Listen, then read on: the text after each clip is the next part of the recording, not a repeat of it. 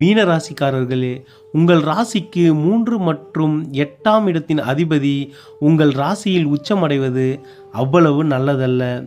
விரயங்கள் அதிகரிக்கும். ஒரு பெண்ணால் நிச்சயம் நீங்கள் அவமானப்பட நேரிடும்.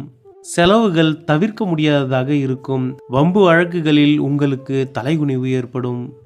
ஏற்கனவே உங்கள் ராசியில் சனி பகவான் இருப்பதும் 8ஆம் அதிபதி உங்கள் ராசியில் உச்சமடைவதும் இந்த கிரக சேர்க்கையும் சுக்கிரனின் உச்சமும் அவ்வளவு நல்லதல்ல. பெண்கள் விஷயத்தில் அதிக கவனமாக இருப்பது நல்லது.